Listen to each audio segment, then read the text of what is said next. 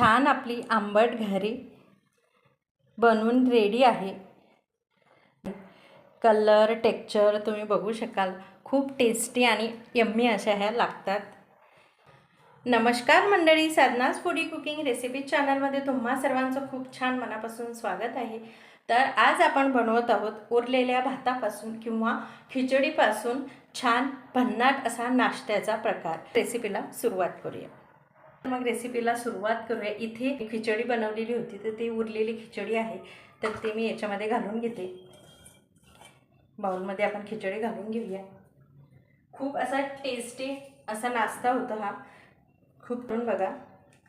तर इथे उरलेली खिचडी आहे ती घेतलेली आहे। याच्यामध्ये 1 चम्मच हिरव्या मिरचीची पेस्ट घालून घ्यायची आहे, अर्धा चम्मच आलं लसूण पेस्ट, 1 चमचा हळद घालून घ्यायची आहे, अर्धा चमचा लाल तिखट, अर्धा चमचा जिरं घालून घ्यायचं आहे आणि चवीनुसार मी 1 चम्मच मीठ घालून घेते। तुम्ही बघू शकाल। अंदाजे गव्हाचं पीठ घालून घ्यायचं आहे। मी याच्यामध्ये 4 चम्मच गव्हाचं पीठ घालून घेते, तुम्ही बघू शकाल। अर्धी वाटी बेसन डाळीचं पीठ घालून घ्यायचं आहे। भरपूर अशी कोथिंबीर घालून घ्यायची आहे आणि 2 चमचे आपल्याला तेल घालून घ्यायचं आहे, तुम्ही बघू शकाल या पद्धतीने। आणि एक स्पेशल इन्ग्रेडियंट्स टाकायचा आहे, तो म्हणजे दही। 2-3 चम्मच घालून घ्यायचे आहे। तुमचं आंबट कितपत आहे त्यानुसार तुम्ही घालून घ्या।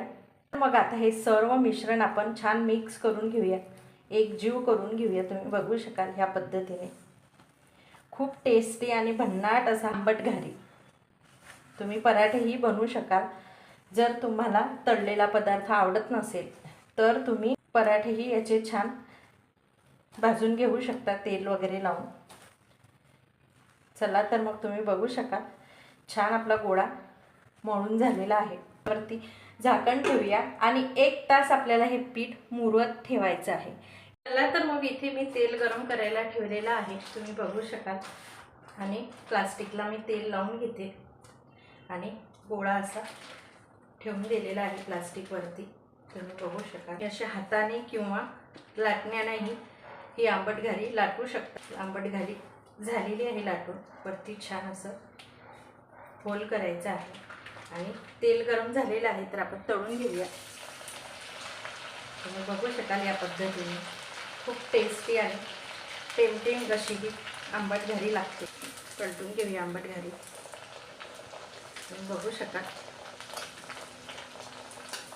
गॅसचा फ्लेम आपल्याला मीडियम ठेवायचा आहे। अशा छान मस्त